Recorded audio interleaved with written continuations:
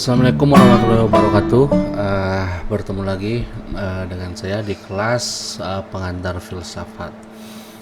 Di pertemuan kedua kali ini masih disatukan untuk mata kuliah pengantar filsafat dan juga mata kuliah etika dan filsafat komunikasi. Jadi kita akan bahas dulu dasar-dasar dari filsafatnya gitu.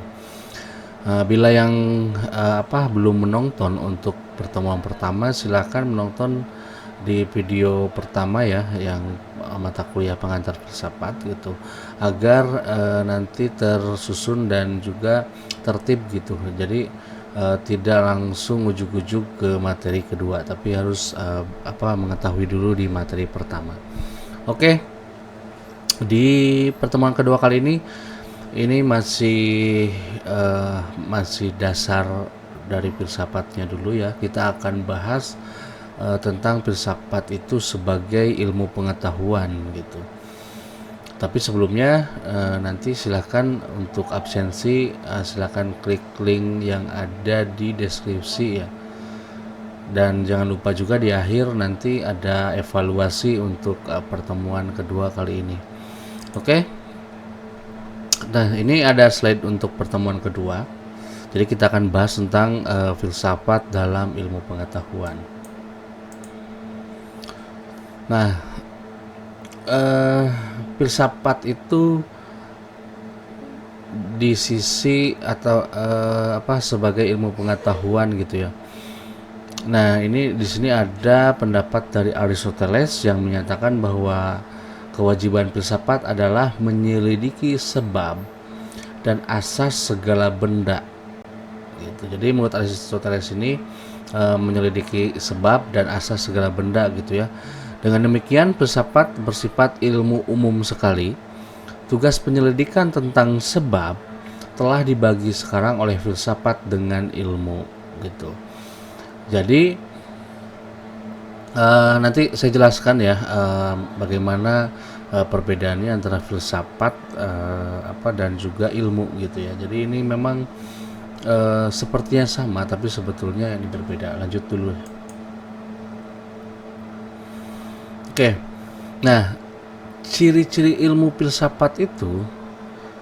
Nah, kalau filsafat itu dia membahas ilmu itu secara sinopsis atau menyeluruh gitu ya. Atau holistik lah ya. Kemudian filsafat itu dia bersifat radikal atau mendasar dan membahas tuntas dari awal. Jadi tidak sampai tidak tuntas. Jadi memang filsafat itu dia harus sampai tuntas gitu ya kalau membahas ilmunya itu. Kemudian filsafat selalu menanyakan sesuatu di balik persoalan yang dihadapi dan dipelajari oleh ilmu atau spekulatif tersebut, menetapkan dan mengendalikan pada pikiran rasional dan berusaha mencari kebenaran.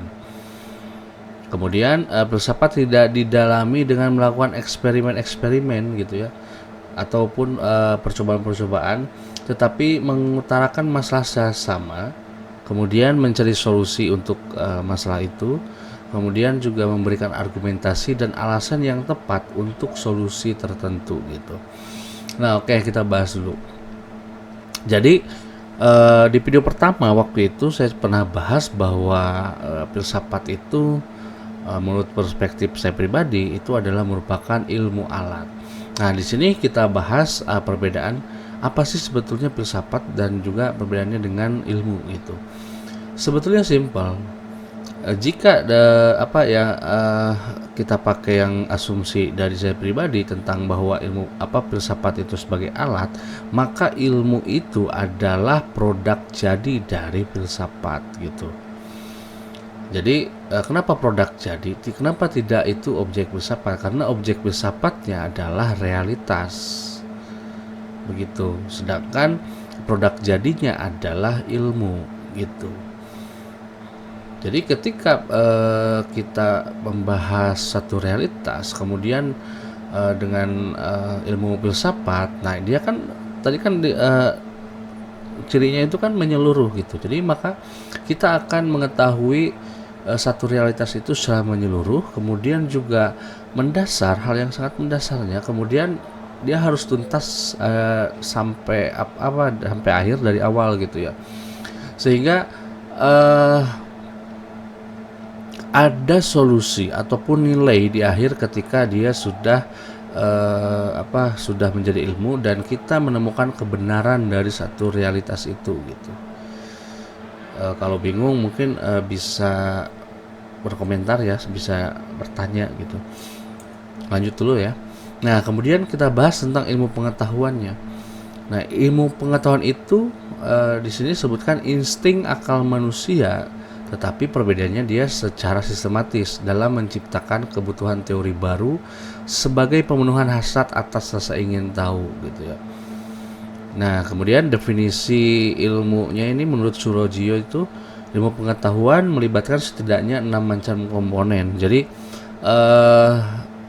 harus ada ke-6 ini komponen ini kalau menurut saya sih untuk menjadikan satu realitas itu menjadi satu ilmu pengetahuan, yaitu yang pertama itu masalah. Jadi harus ada masalah, kemudian juga ada sikap atau attitude, kemudian juga dia nanti akan muncul satu metode ya, kemudian ada aktivitas, kemudian ada kesimpulan, dan juga ada pengaruh gitu ya. Nah, dari sini sebetulnya kan tadi saya sudah bilang bahwa ilmu itu produk dari filsafat. Jadi ketika itu sudah menjadi ilmu pengetahuan, maka kita tidak perlu lagi sebetulnya kembali kepada ilmu filsafatnya, tetapi langsung saja kepada ilmu pengetahuannya gitu, karena di situ sudah tercakup 6 komponen gitu yang tadi ya, kayak yang problem, attitude, method, activity, conclusion, dan juga effect gitu. Nah, jadi dia dari satu realitas itu sudah menyeluruh nih. Jadi masalahnya apa, kemudian sikapnya bagaimana, metodenya juga bagaimana, aktivitasnya seperti apa, kemudian kesimpulan dari realitas itu apa, dan juga pengaruhnya juga seperti apa gitu. Apakah itu pengaruh pada diri sendiri ataupun pengaruh kepada lingkungan dan lain-lain gitu. Itu perbedaannya. Nah, kemudian landasan ilmu pengetahuan itu dia dibangun dari tiga landasan dari filsafat, yaitu yang pertama itu ontologi. Ontologi itu kita berbicara tentang sesuatu yang ada, dalam hal ini ya realitas gitu ya, dan bersifat materi. Kemudian yang kedua epistemologi. Epistemologi itu kita akan menyelidiki secara menyeluruh tentang sesuatu yang ada itu, atau menurut bahasa saya itu ya mengetahui hakikat dari adanya itu gitu. Jadi hakikat dari satu realitas itu seperti apa. Nah, itu kita akan membahas satu realitas secara lebih mendalam dan juga menyeluruh di epistemologi gitu. Selanjutnya ada landasan aksiologi. Nah, aksiologi itu nilai ataupun value ataupun manfaat ataupun pengaruh kepada diri kita secara pribadi maupun secara general ya, atau secara umum itu. Jadi ilmu itu harus dibangun dari tiga landasan ini gitu. Jadi tidak bisa misalnya ilmu pengetahuan ada sisi ontologinya, sesuatu yang adanya ada, kemudian epistemologinya ada, kemudian aksiologinya tidak ada gitu. Nah, ini kalau menurut pandangan saya sih ini merupakan satu paket gitu ya, yang memang harus ada ketiga-tiganya gitu. Kemudian filsafat sebagai pandangan hidup itu jadi satu pandangan hidup yang dijadikan dasar setiap tindakan dan tingkah laku dalam kehidupan sehari-hari, juga dipergunakan untuk menyelesaikan persoalan-persoalan yang dihadapi dalam kehidupan. Pandangan hidupnya itu akan tercermin di dalam sikap hidup dan cara hidup. Nah, kemudian sikap dan cara hidup tersebut dapat muncul apabila manusia memikirkan dirinya secara total. Nah, jadi memang di video awal ya itu sudah saya singgung juga bahwa sebetulnya semua orang itu dibekali oleh Tuhan itu akal, dan manusia itu dalam menghadapi masalahnya itu pasti berpikir gitu. Nah, proses berpikir itu sebetulnya masuk ke kategori ini ya, filsafat sebagai pandangan hidup, meskipun ada perbedaannya, yaitu apakah itu disebut filsafat atau tidak gitu ya. Tapi semua orang berpikir ya, tetapi tidak semuanya sistematis gitu. Ada yang dia tidak sistematis, nah maka itu tidak disebut berpikir secara filsafat. Meskipun hasil akhirnya itu bisa sama atau bisa mungkin yang tidak dikategorikan tidak berpikir menggunakan ilmu filsafat itu lebih mendapatkan nilai ataupun pengaruh dari satu realitas itu gitu. Jadi intinya sih sebetulnya dalam berpikir ya gitu.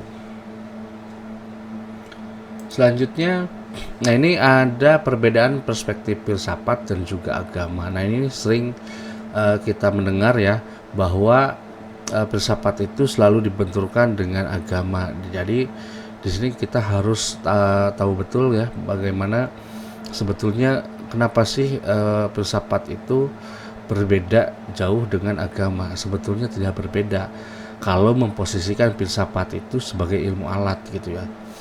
Gitu. Nah, makanya di sini saya cantumkan nih perbedaannya. Jadi, perbedaan perspektif filsafat dan agama itu, yang pertama itu adanya sebagian ulama memahami dalil secara tekstual. Nah, ini yang yang selalu menjadi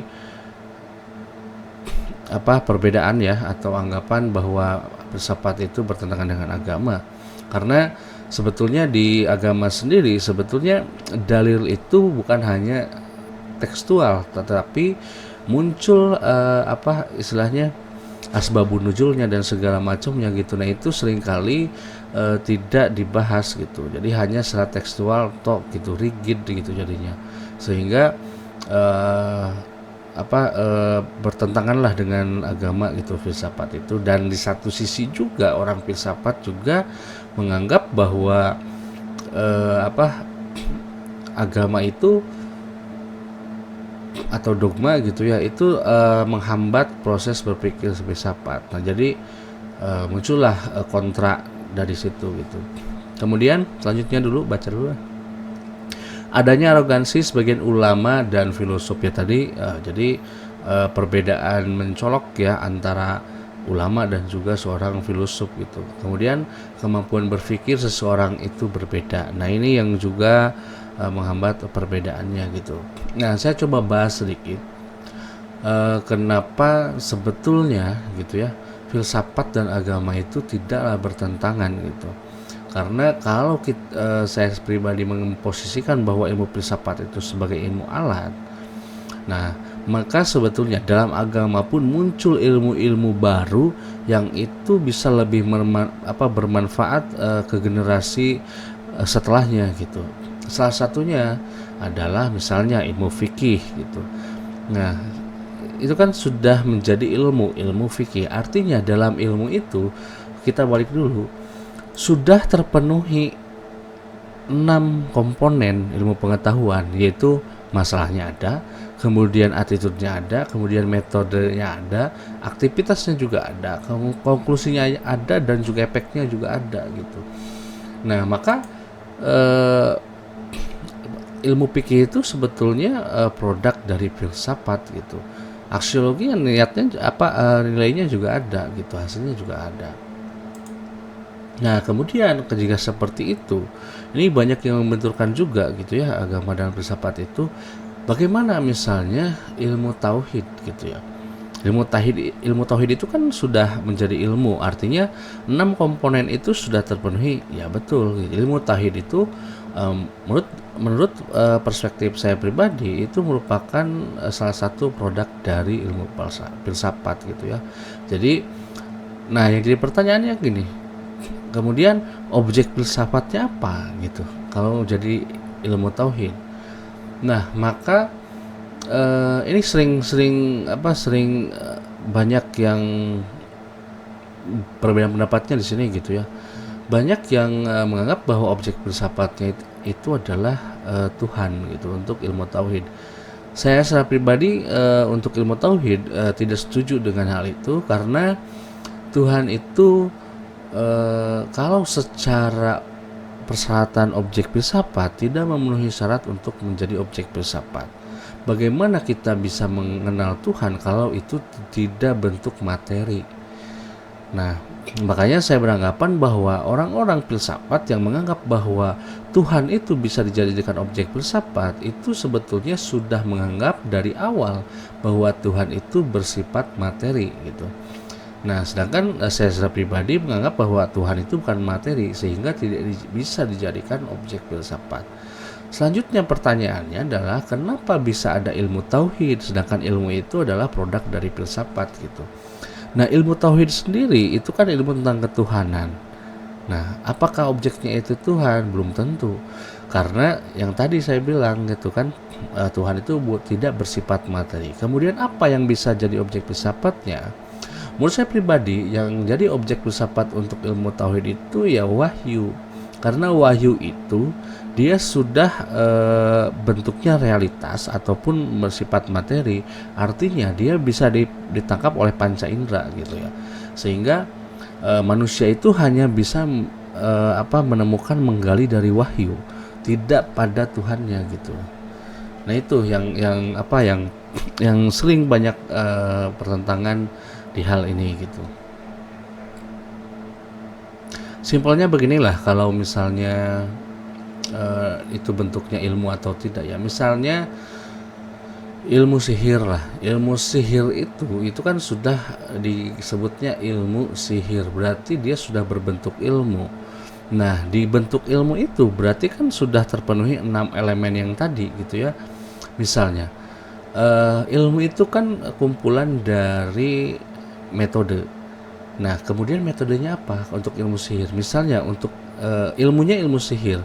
Nah, kemudian metodenya bisa aja metode misalnya santet, metode pelet, misalnya metode dan lain-lain gitu ya. Nah, kemudian dari satu metode itu kan muncul model. Nah, modelnya misalnya model santetnya bisa menggunakan vudu, bisa menggunakan jarum dan lain-lain gitu. Nah, sehingga kenapa ilmu sihir ini sudah menjadi ilmu, karena dia sudah terpenuhi 6 komponen yang tadi gitu. Itu contoh simpelnya. Kemudian kita lanjut dulu. Aristoteles ini adalah filosof pertama yang mengatakan bahwa alam yang di dalamnya kita hidup, alam yang teratur rapi ini yang dalam bahasa Yunani disebut kosmos adalah kodim, yaitu telah ada sejak zaman ajali, tidak bermula. Para filsuf terdahulu berpendapat bahwa alam ini dijadikan dari materi pertama. Tetapi Al-Farabi dia menjelaskan tentang proses penciptaan alam, bahwa alam diciptakan bukan dari ketidakadaan gitu ya, melainkan dari sesuatu yang ada. Hal ini dapat membawa kesimpulan bahwa alam ini kodim gitu ya. Jadi tidak bermula dalam waktu, juga bersifat kekal dan tidak hancur. Nah, tetapi ini juga dibantah oleh Al-Ghazali ya. Imam Ghazali dengan mengatakan bahwa penciptaan alam yang tidak bermula itu tidak dapat diterima oleh teologi. Jadi secara konsep ketuhanan itu tidak bisa diterima kalau alam itu tidak ada awalnya gitu. Karena menurut teologi, nah Tuhan adalah pencipta, dan yang dimaksud dengan pencipta dalam paham teologi ini adalah penciptaan sesuatu dari tidak ada. Yang namanya diciptakan berarti sebelumnya tidak ada. Nah, kalau misalkan Tuhan itu adalah pencipta alam semesta, maka alam semesta ini sebelumnya adalah tidak ada menjadi ada. Nah, itu yang dimaksud Imam Ghazali ini. Kemudian kalau dikatakan alam tidak bermula, maka alam ini bukanlah diciptakan dan Tuhan bukanlah sang pencipta gitu ya. Jadi kalau misalkan alam ini misalnya tidak ada awalnya gitu, maka berarti alam itu tidak diciptakan karena sudah ada dari awal gitu ya. Dan ini juga menyimpulkan bahwa kalau Tuhan itu bukan pencipta jadinya. Nah, itu konsep teologinya seperti itu. Padahal kalau secara wahyu itu di dalam Al-Quran ini menjelaskan bahwa sudah jelas bahwa Tuhan itu adalah pencipta segala-galanya. Nah, jadi Imam Ghazali ini sebetulnya dia mengcombine antara filsafat dan juga teologi gitu ya. Makanya kalau misalkan beranggapan dan mayoritas beranggapan bahwa ilmu filsafat itu adalah akar dari semua ilmu, maka nanti akan tidak menemukan jawaban dari yang ingin diketahui kebenaran. Salah satunya adalah misalnya tentang penciptaan alam gitu ya, dengan tentang awal mula alam gitu kan.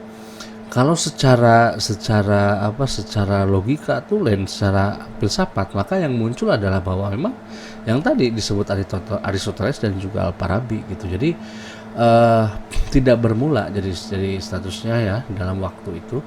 Nah, tetapi ketika di sini saya lihat Imam Ghazali itu memposisikan ilmu filsafat itu sebagai ilmu alat gitu, sehingga dia mampu dikombin, artinya mampu menemukan kebenaran dari sebuah teologinya gitu.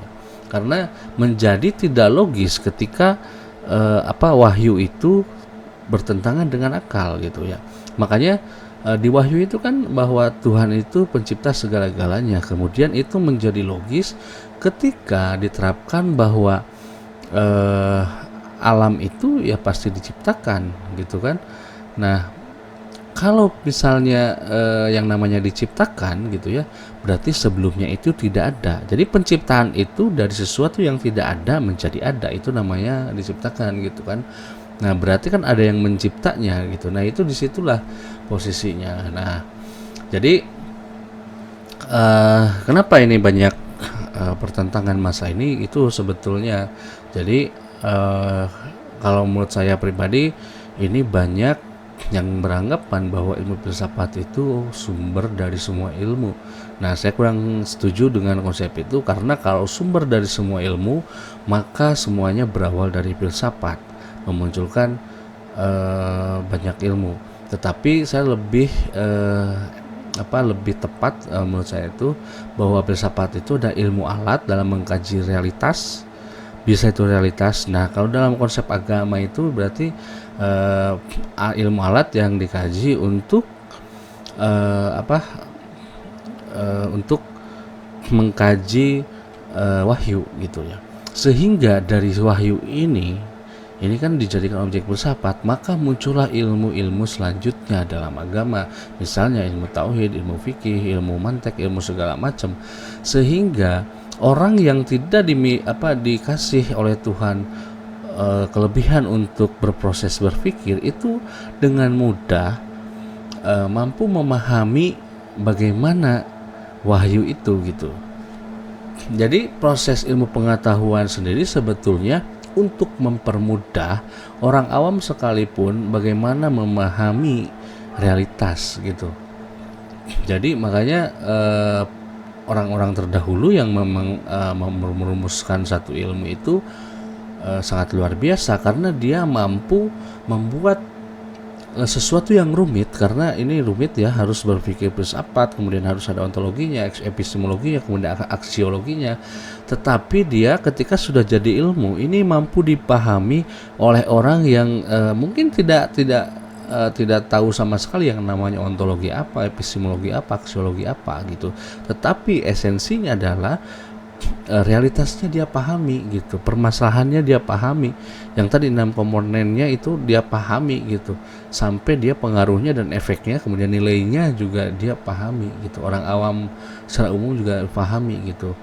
Jadi kesimpulannya menurut saya, ilmu filsafat itu membuat sesuatu yang sangat rumit diolah oleh ilmu filsafat itu untuk dijadikan atau dapat disajikan kepada orang awam sekalipun agar mudah dipahami, bukan sebaliknya kalau menurut saya gitu ya. Jadi ilmu filsafat itu bukan ilmu yang memperumit sesuatu yang sebetulnya sederhana. Justru kalau menurut saya sebaliknya, harus sesuatu yang sulit itu mampu dikemas menjadi sesuatu yang sederhana, sehingga orang awam pun yang mungkin tidak belajar filsafat ataupun tidak mengetahui epistemologi, ontologi, aksiologi itu bisa dengan mudah memahami realitas gitu, tanpa harus belajar itu gitu. Jadi harus membuat simpel sesuatu yang rumit gitu ya, tidak membuat rumit sesuatu yang simpel. Nah, ini saya temukan dan dari pengalaman juga banyak yang menyampaikan filsafat itu justru sesuatu yang simpel itu dibikin rumit gitu, padahal tidak semua orang mempunyai daya pikir yang sama, sehingga orang-orang yang memiliki atau diberi kelebihan berpikir yang lebih, maka dia memiliki beban sebetulnya atau tugas untuk bagaimana mengkonversi sesuatu yang sulit itu menjadi lebih mudah dicerna atau dipahami oleh orang awam sekalipun. Nah, ini inti dari perkuliahan di pertemuan kedua kali ini. Mudah-mudahan bermanfaat. Jangan lupa juga untuk mengisi absen. Kemudian nanti saya share link untuk evaluasi pertemuan kali ini. Mudah-mudahan bermanfaat. Wassalamualaikum warahmatullahi wabarakatuh.